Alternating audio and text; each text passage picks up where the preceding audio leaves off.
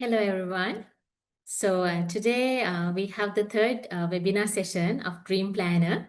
So I warmly welcome all of you for our session. And today is a very special day because today is the first time that we have invited a female resource person as well. And I really like to welcome Chathurie Nupearachchi, and she wears a lot of hats. It's not just, she's working as a senior lecturer, she's a physicist. So I really proudly say that. You hardly see female physicist here in Sri Lanka. We don't have many. She's an amazing role model in STEM space. And apart from that, she's a founder and she's a mother.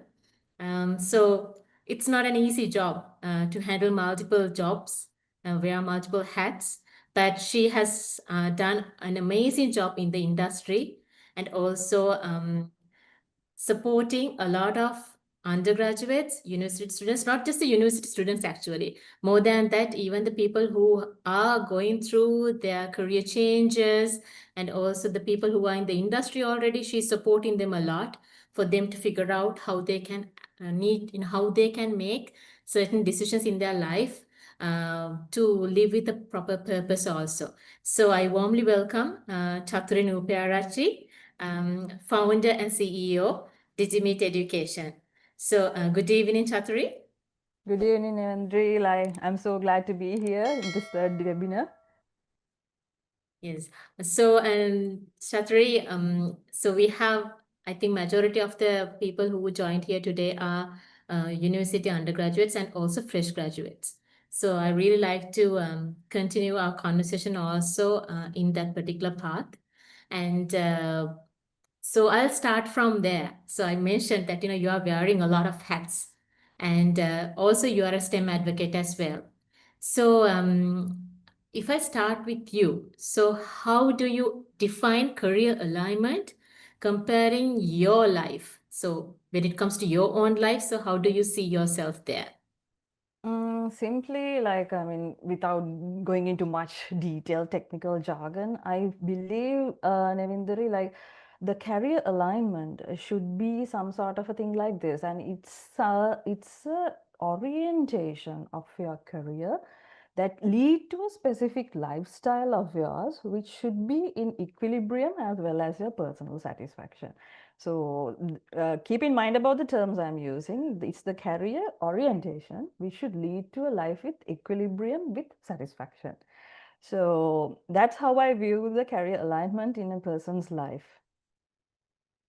Yeah, so that's, I think, very simple, explanation about, how you should, make certain decisions. Now, I just want to ask this question. So you have a wonderful journey. I know it had a lot of challenges. I've listened to your story.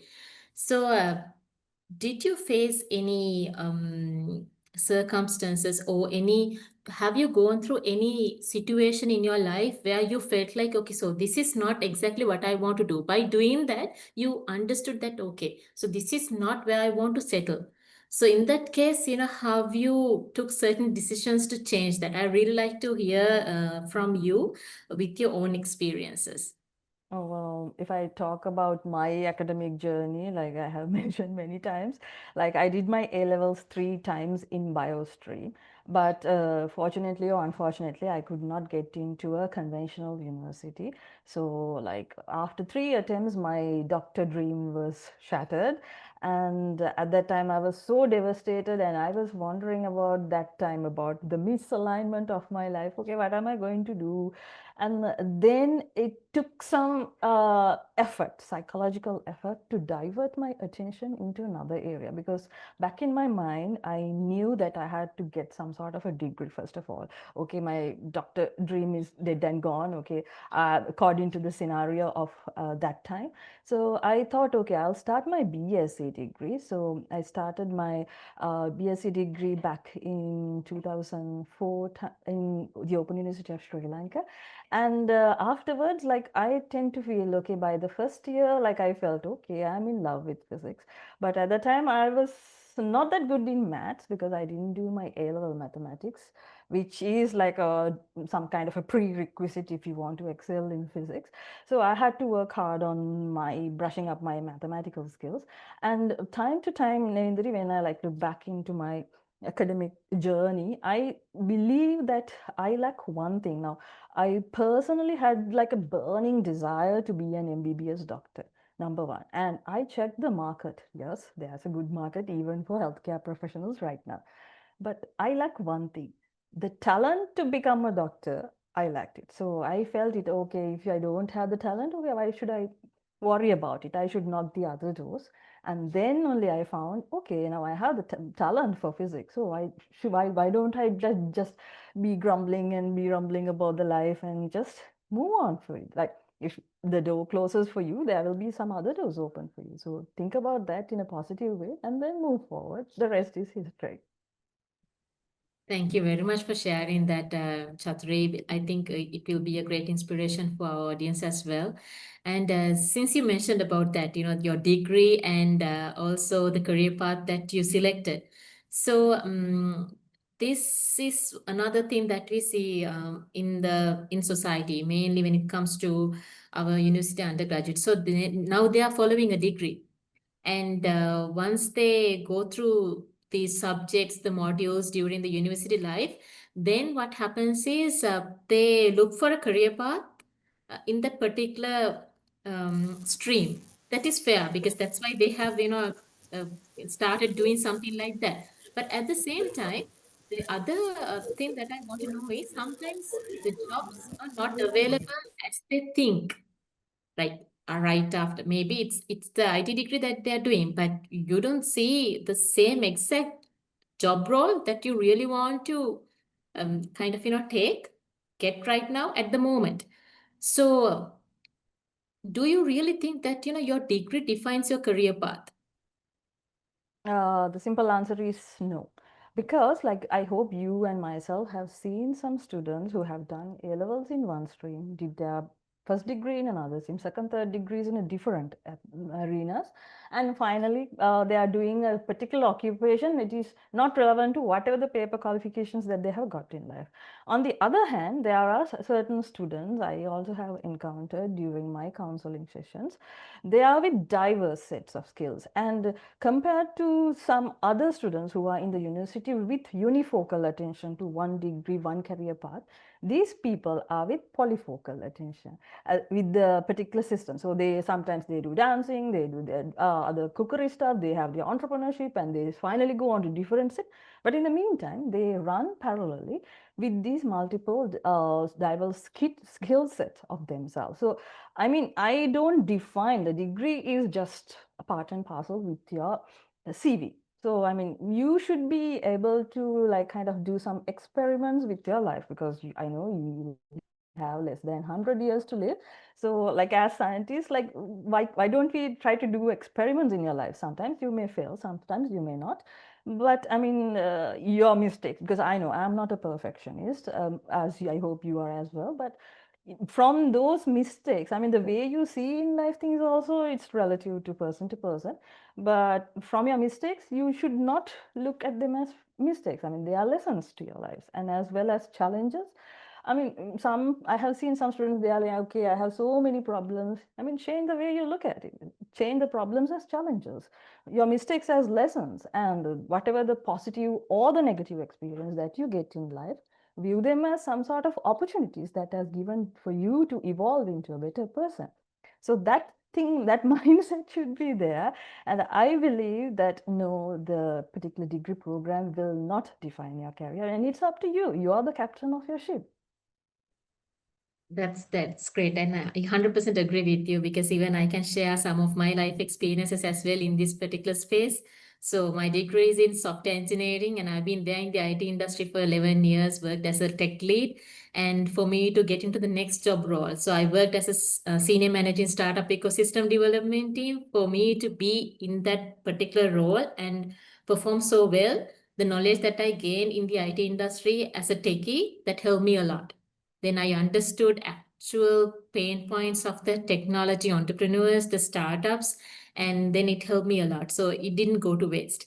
And then I got motivated through that.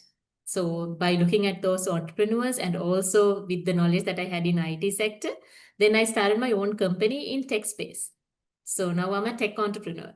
So it's nothing like, it's not irrelevant. Whatever the thing that you learn, so you can actually mold yourself accordingly and you can build your career path, in your own way. So I totally agree with what you said. And I see that a lot of university undergraduates and also the people who are in the industry, they are changing their career paths also right now with the exposure that they get. But at the same time, the other thing that we see is now, if we talk about university students, so these are smart students, right? So they have gone through this typical, but the most famous education system that we have, and they have become best out of the best, and that's how they got into the university. But these smart students, at a certain point, they also feel like, lost, and they lack motivation at a certain point. So why do you think, that happens?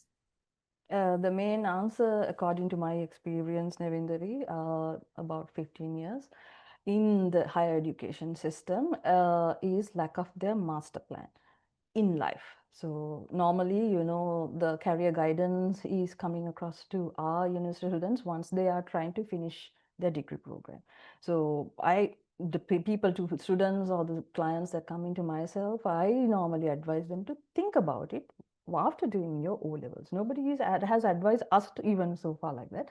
So by O level, like it's like a building a particular bungalow or house. Like first you should have some sort of a blueprint. So time to time, once you evolve, as I mentioned, you can change the architecture, the particular masons or the landscape or interior design. So it's some kind of a process. Now by a fortnight you can't say, okay, I'm doing this, that. But after O levels, like you are like 16 plus, and you tend to have an idea, okay, what am I going to do? What happens in our Sri Lankan context is most of the time our students like go according to the crowd. They think, okay, my friends are doing this, okay, I'm getting the peer pressure, I'm getting the parental pressure, I'm getting the societal pressure, and okay, I will do something like that. Then again, these people, okay, they try to get a good results in A levels. Okay, still they are in that particular following the crowd mode. And after that, once they come to the university, they also say, okay, I'll get some degree because I selected, and then whether you like it or not, whether you're passionate about, whether you're in love with that particular degree program, or they try to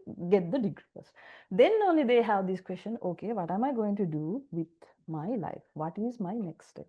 So that is the important thing. Now you are trying to build up that master plan after 20 to 25 years.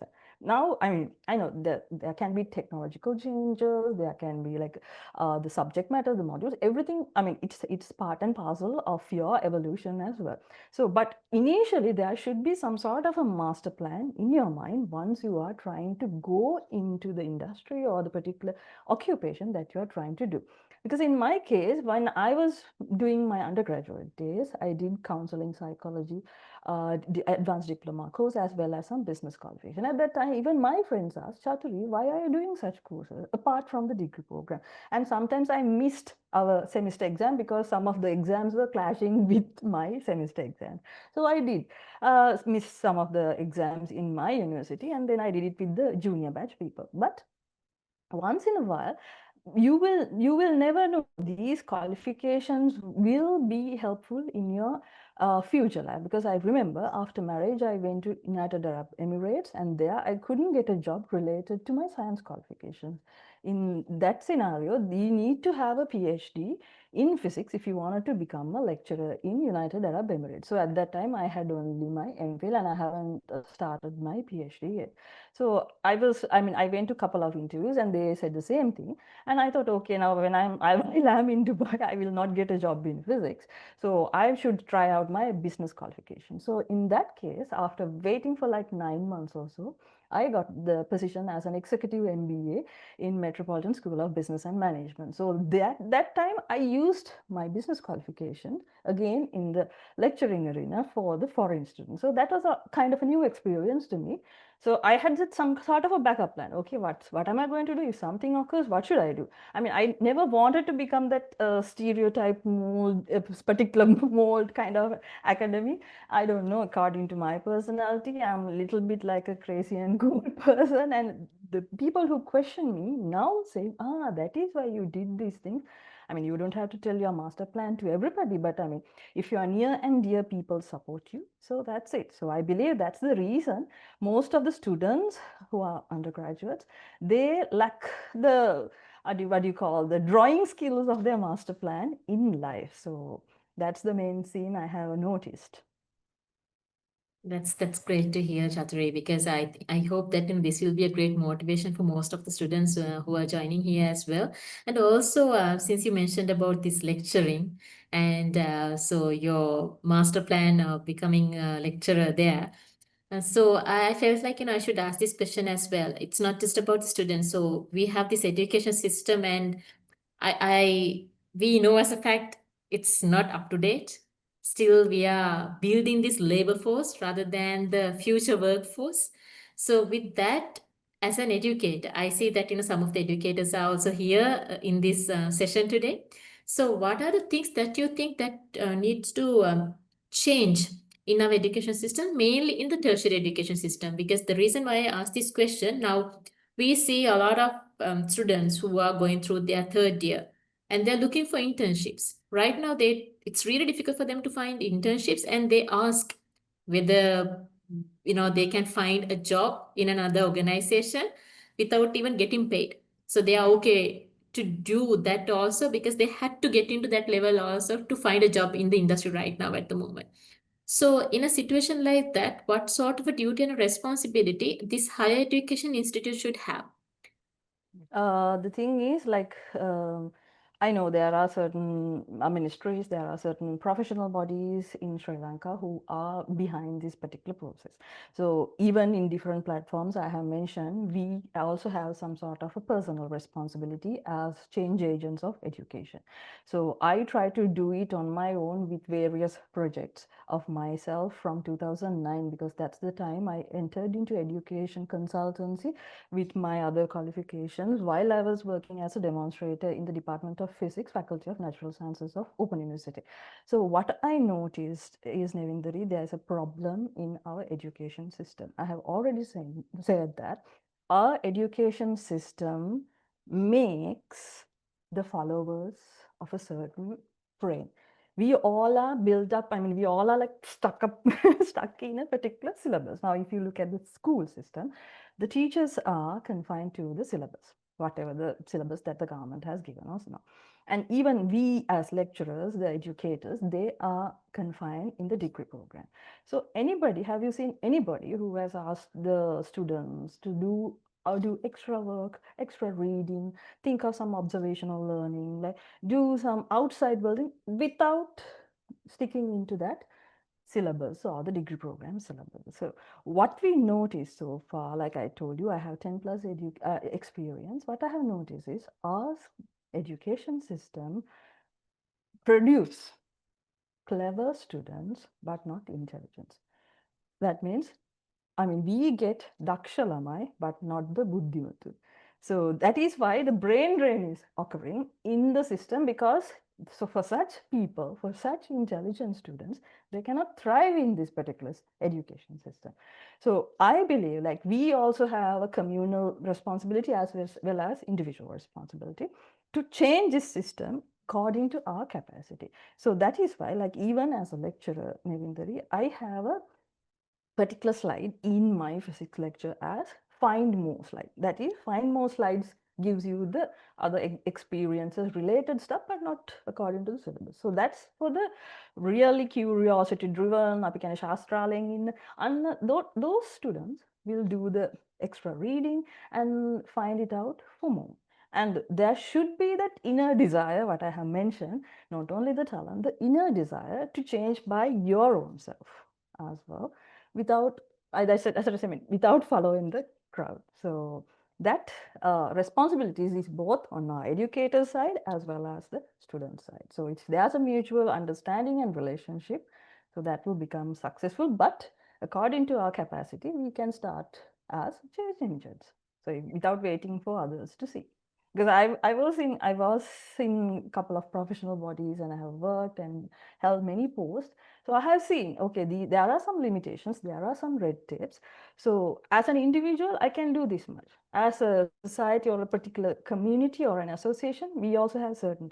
So hand in hand, why can't we do something like this? I mean, even you are also doing such a wonderful service, and that's why like we feel same the heartbeat as the STEM activists, and so that's the reason. So we should be able to, I mean, rise and show and tell what we can do in the personal wise. So that's what I believe as a change agent in education should be. So that is why I have started, like before a couple of years ago, I have started because I do, according to my time, I have started Saturday LinkedIn articles. So there are like nearly 100 plus articles so far that is relevant to education consultancy areas, as well as the what will challenges, the problems the students face. So anybody is feel free to go and have a look at them. So I have just mentioned trying to create that awareness as an individual person.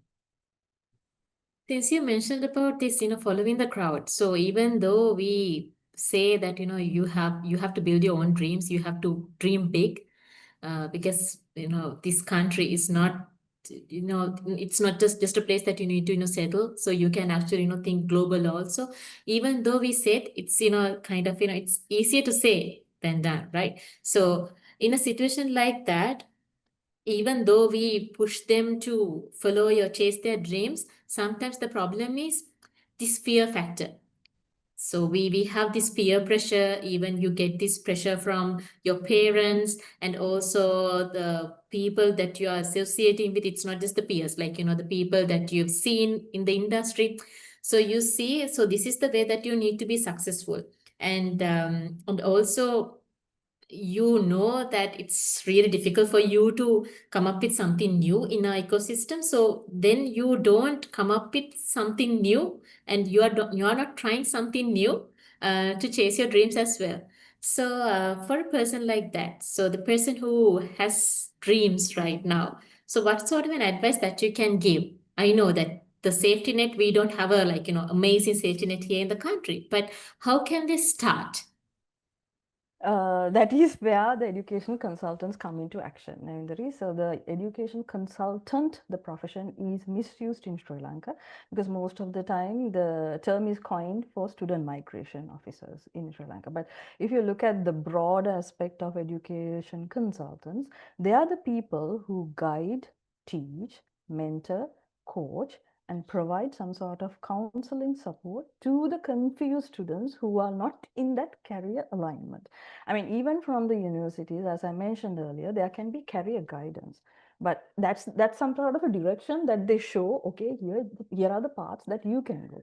But career alignment is much more important because it cannot be done by looking at a crowd. I mean, if we talk to a person like 50, 100 students, there can be different personal aspects, the characteristics, the behaviors, the habits, and everything. So individual attention should be needed if you are trying to like give some support and do the future alignment for the student. And it's also a very responsible work to the education consultant, because what I have noticed is the students, they go once they wanted to go abroad and they get the idea and the visa process, but that's not what education consultancy is about in a broader picture.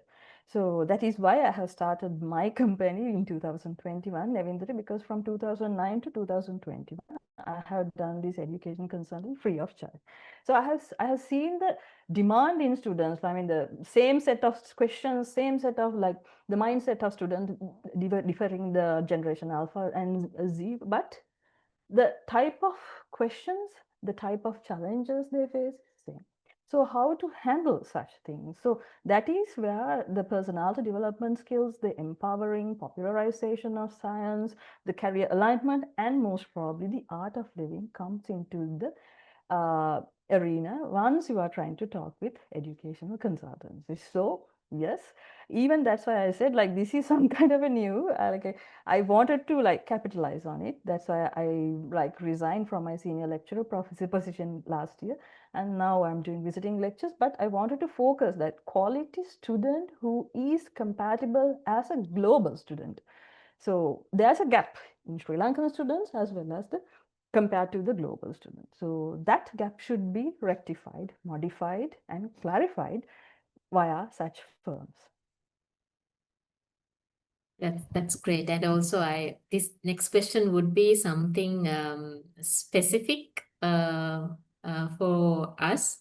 So, as female professionals in the industry, the question that I wanted to ask from you is: Have you faced any unique challenges in this path when you were working in those industries? So you've been working as a senior lecturer, you're a physicist, and you're a STEM advocate, and right now you are a founder. So being a woman, I know sometimes it's not fair to ask this question from a woman because we always wanted to have certain equal grounds to be in this particular space. But I really like to know, have you faced any unique challenges when you're playing all these roles? Yes, first of all, I will ask the traditional question from you, Nevindari. Normally, we say behind every successful man, there is a woman. But does the society has the other way around? Behind every successful woman, what do he or what does she have? So to answer that, people have asked, and I have given one simple answer. She needs a very supportive ecosystem. So once you are into the STEM and so on, as a female, you should build up that supportive ecosystem. It can be your friends, it can be your near and dear family members, it can be your supervisors or teachers, it can be your customers or the students in my case. So that supportive ecosystem building is the one that I have been done so far and during these 15 years. So I have a good network of students, especially. They love me, they give me the attention, as well as I have won many hearts of the other one of my peers as well, and they also come and ask some questions from me. They also come to counseling with myself, so that's why they build trust on me. Yes, the challenges are like fourfolds. The first challenge is that I have mentioned, to build such a good supportive ecosystem, Ravindra, you need to have good relationships. So the relationship challenges are there, from your parents to the spouse to the lover to the kids to the friends, and it's a little bit diverse. The second one is the financial challenges that you have. So once you're moving on, so you should be financially independent as well. And the third one is your educational challenges, because you should know, okay, up to this point, what am I going to do? So these are all associated with the initial master plan that I have mentioned. So, and the last one is the one that I am really highlighting here is the personality development challenges. Now, even if you are good with those three factors that I have mentioned as challenges, if you are struggling with your personality development challenges, so you are not being recognized in your certain profession. So that means even you can be a graduate, but once you go into the industry, you should have proper grooming skills, the way you market yourself, your true individuality should be shown. There are certain ethics behind a certain person's. Once you are trying to put into a certain mold, that you look and work, you have the way you talk, the way you dress, those things are also in this context as well as a challenge. So I have seen such students, not only myself, students, current students also, they face such challenges while moving on this STEM field. And especially female, yes, the what do you call, the resistance, the obstacles, the barriers are much more higher. So that is why, to move with an encourages, with resilience mind, that's why I said try to build a good supportive ecosystem within yourself, so that you will not be looked down upon, you will not be neglected, you will not be discouraged, you will not be demotivated, because we have a tendency, because we are a little bit vulnerable as a gender. So that's the simple answer that I can give you to your question. Thank you very much, Chathurie. And also for the audience, so if you have any questions, you can also use this raise hand option on Zoom. Then we can unmute you and you can ask the question, or else you can simply drop your question on the chat thread. Then we can ask this question also. I think we have a question from the audience. So, Yes. Yes, you Thank can. you. Thank Yes. you for your inspiring discussions. We need to create entrepreneurs. We need to create graduates entrepreneurs, right? So that's what we have to do. Okay. Do you have a question on top of it, Shanika? Um, I think we need to develop entrepreneurs, creators, entrepreneurs, right? So this Yes. is what we have to do, because Yes. that's what we need to develop entrepreneurs. Okay. Thank you. Thank you very much, Shanika, for your suggestion as well, because this is something that is really, really valuable. So the thing that she has pointed out. So even in our education system, what we are mainly trying to do is to build this employee workforce. Even though we said that in employees, it's okay. Like, we need both entrepreneurs and also the employees, like the workforce, to work with all these entrepreneurs. But at the same time, the problem is how up to date the education system is to build that necessary entrepreneurs for the industry, like, and also necessary employees for the industry as well. So we see there's a huge skill gap. And at the same time, just like Shanika mentioned, so creative entrepreneurs, that part is entirely missing because we don't have this entrepreneurial mindset throughout this education system. It's not just about entrepreneurship, but entrepreneurial mindset is quite important for you to be a successful employee as well in the industry, because this is where we talk about entrepreneurship. So even in an organization, now in the current context, we don't need just hands and legs to do, like, when someone gives you a task, just to do that, complete your task and that's it. It's not something that we expect in the industry right now. So you have to use your brain, and this is where this Yes, entrepreneurial mindset comes in. So with that, even that's very good. That's a very good explanation. yes. Thank So you. thank you very much for your suggestion as well, and I hope that Chathurie also has something to add on. So Chathurie, over to you. Yes, entrepreneurial mindset is somewhat I mentioned that goes under financial challenges of your personal master plan. So even during my undergraduate times, I used to do English literature tuition to find my pocket money and to help my parents financially without depending on them for my financial stability. So even while I was doing my PhD, I worked as an education consultant to Guru.lk as well as did my visiting lecturing work in UCL, which is associated with the Monash College, Australia. So that I mean, even I preach to the students like it should be embedded within yourself. I mean, if something occurs, I mean, that's why I said the system provides the people who try to make the followers. I mean, the leaders are born, but within different scenarios. So my take on message on this is the graduate entrepreneurial mindset should be implanted. I mean, should be given from the undergraduate level, but you can go up to A levels that mindset as well, because I was one of the advisors in the Startup Hub Club, basically back in Chathurie Nupearachchi University. What we notice, compared to our time, Nevindri, the students are much more creative and they also have this graduate entrepreneurship mindset. The thing is, they are a little bit lack on what to do, how to find the markets. The other logistic parts, they are lacking in that knowledge. So we have to guide them, as you mentioned, to do that. But my basic thing is now most of the time they want quick success. So once you are doing, there are no like shortcuts and so on. Now what I say is I mentioned my 3 P's. First P is patience, persistence, and perspiration.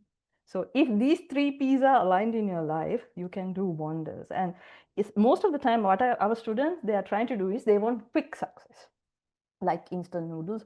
Okay, madam, I'll try. I They, mean, my they want quick. yes. So what I say is like, okay, dear students, how long? What's your time frame to get your first 10,000? What's the and our students are a little bit illiterate in economics. So they are from different areas, so that economic illiteracy also play a vital role in our undergrads. And what I say is they want success. So what I normally like preach my students is working for success will make you a master. But if you work for satisfaction, you will be a legend. So try to be a legend. You don't have to be dead and gone to become a legend, right? You can be alive and be a legend as well. So try to go in that direction by protecting your true individuality without trying to like satisfy all the parties by the end of the day. Thank you Thank you very much. for very good explanations. Thank you. Thank you very much, Shanika, for asking this question. And I hope that you got the answer.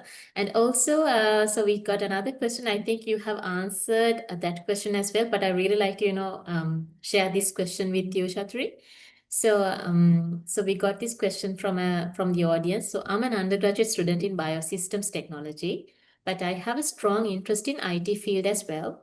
I would like to align my career with both areas. Could you please advise how I can start exploring and building a career path in IT while continuing my current degree? Right. Thing first, I mean, now you are in front. I mean, this is some sort of a personal question that the student has asked. Like now you're already in the middle of a degree program. So first try to finish it. That means he has some sort of a desire, the liking towards IT field. So what I normally try to advise my students is try to do them both. I mean, you should have two things as the secret ingredients of your success. The first is your time management, and the second one is self-discipline. If you have those two properly aligned with your academic journey, you can do both. Like, I mean, first you have to find it out. Okay, what is my passion? Whether it's the first one or the IT one. If it is the, I mean, you have to find it out either two, or you can build some sort of a subject combining the two hybrid areas. So, I mean, each and every, like even in my case, like most of the lecturers in my field, they are teaching specific kind of physics area. So by my beginning of my academic journey, I was wondering why this particular sir and madam is specialized on this area. Why can't she or he teach this area? So from that onwards, I take challenges to teach every branches of physics. So up to date, I haven't taught atomic and nuclear physics to the students. Other than that, I have taught every branches of physics in to my students in as a lecturer. So I still lack that part, but let's see if there's a possibility. And in my case, so I have been teaching engineering physics to the engineering students. So I'm not an engineer to guide them all, but I know the physics behind engineering. And the engineering people also wonder what is the physics behind it. So once you put those hybrid areas, so there are a lot of hybrid subjects. So try to find that particular intersection or in your particular field. If not, build something new. So start something new. There's always an opportunity to do experiments. And even I have always mentioned, if there is none, try to be the one. Thank you very much for that answer. And also, I hope, Hasina, you got your answer as well.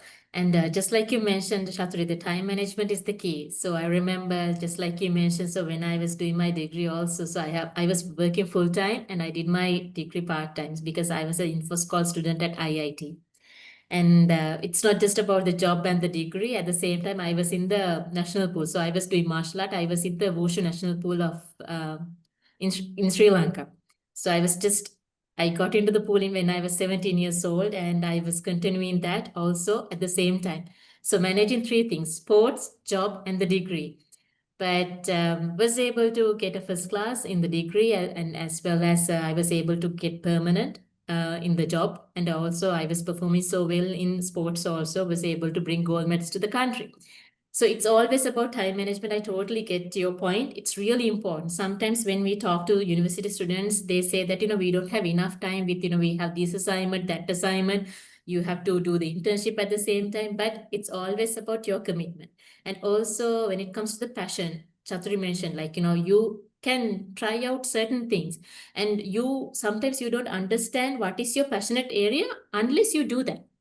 Because when you try something, then you get feedback from other people, then only you realize, okay, so since that person mentioned something like this, which means that at least something, some, like, a bit good at it. So when you understand that, it gives you that motivation and inspiration. But without doing that, you don't understand it. So how can you be so passionate about that particular area? That is also another important thing that we really need to think of.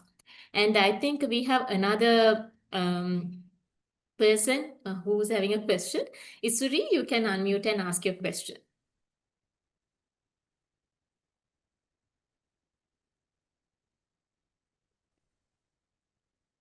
Hello, am I audible? Yes. Yes. Yeah, I'm Miss Rijaya Singha and I'm done my bachelor degree at University of Ruhuna, Faculty of Management and Finance, specialized in marketing. And I started my internship program on 2024 October at Maliban Biscuit Manufacturers as a marketing intern. So and now I have a bachelor degree with second class, and I have 9 months internship period at Maliban Biscuit Manufacturers. So these days I'm very struggling with what is the next career path in my career journey, career ladder. So I had huge interest of doing merchandiser role, and so also someone said me apply management trainee position, and someone said me apply marketing executive positions so here and there. So I'm struggling with these questions. I have three options like merchandiser and marketing trainee and marketing executive. So please advise me which one is best fit with my profile, and what why that. Well, this a little bit tricky question, Isuri, because like this is not like a one session like that you have with your general physician or consultant, right? So normally, I mean, I can, about what you said, I can tell you it's better now you have a marketing degree, better to capitalize your starting the job experience in the marketing fields, especially go as the marketing executive post. Now you will start the career ladder in that, in the initial stage, because you are just now in finished intern and so on like that. But you said you have interest, because now you also mentioned someone said this, someone said that. See, now you are like flooded with the others opinions, and still you are like in the wandering stage. In Sinhala, normally what I say is you are also like walmatvi hasarak nudutina lamek type in, like you just wander, like you are wondering and what to do, and you're like in a dilemma. Okay, will I be successful or not? So now you are in that what if mentality. That's common in students. Okay, what if I do this? What if I not do this? And again, after sometimes you will wonder, and sometimes you regret. Did I do the correct thing, or did I wasted my time? So those, I mean, I can just give you a small answer, but looking at your profile, looking at your strengths, weaknesses, your SWOT pestle analysis, and everything done in a psychological manner, because you are an individual. So it has to be done in an individual basis, because once a client or a student comes to me, I take much time. Like, I mean, normally 2 sessions I need, because you are not a student of mine. So if a student has come and said, okay, Chathurie madam, this is this, I know the student, but you are unknown personality to me. So I should know your character analysis, first of all. Then only I can align you into this. But since you started your first degree in marketing, so start your career ladder as a marketing executive and so on. But keep in mind that you can evolve into a different area. You can change at any time. So career changes can be done. It's not a crime, right? So don't be afraid of it. I hope you got your answer, Isuri. Yeah, thank you so much. Thank you.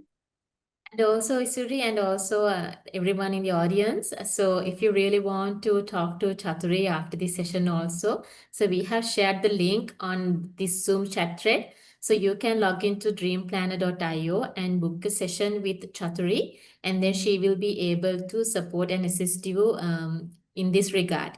So that is also another opportunity that you're going to have for a limited time period, because it's not easy for us to catch Chathurie all the time to provide this sort of amazing time slot for you to get her advice and guidance. But you can do that right now for a limited time period. And also, so we know that, we are running out of time.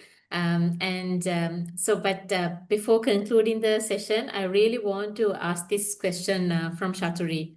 So with the question that we hear today, so one of the biggest problem is, so they have certain ideas. So these are smart people that we have. So they know there are certain opportunities and avenues, but it's really difficult for them to select which career path I should select based on the options that they have. So sometimes, we feel like when you have a lot of opportunities also, it's kind of, confuses you. And also the more exposure that you have to the technology, sometimes it narrows your options also, because it's just manipulates the entire environment around you, and it's not easy for you to make decisions, because you don't know, like, is that the exact thing that I really want to follow, because I don't know much about the other things. This is the only thing that I see every single day. So in a situation like that, what one belief or mindset shift that you think every student needs to adapt today to move towards real alignment? So this is the question that I really want to ask from you, Chathurie, to conclude the session. The first thing is, I will start with my motto. My motto in life is believe you can achieve. I hope you have heard the song from Mr. Kroll. If you believe you can move the highest mountains, cross the greatest oceans, walk across the waters, the waters. So the belief, the strong belief in your mind should be there. For the one particular thing you need to mention, your past is in your head. The future is in your hand. So let's work just after this webinar for your future. So keep without procrastination, start doing it right now. Thank you very much, Chathurie. I think, you have come up with a very nice ending note for the session. So I hope that every one of you are gonna do something about your career as well, like, based on the advices and also the inspiration that you got out of this webinar. So just like she mentioned, so we don't need to, worry about the previous decisions that we made in our lives, and we can do so much more with the resources that we have, and we have an amazing supporting system around us. Even person like Chathurie, she's there to support you if you contact her. I know that she has done so much of work just like that. Even she has supported a lot of university students. Like the students who were there in our programs. So they contacted her and they got the support from her. So if you need any assistance, so you can simply contact us and we'll be able to connect her with you as well. So thank you very much, Chathurie, for joining us today. And also thank you very much, the audience. It's a very engaging audience that we had today. So thank you very much, all of you also. So with this, we are going to conclude this session. And we'll be seeing you once again with another webinar session. So everyone, have a good night.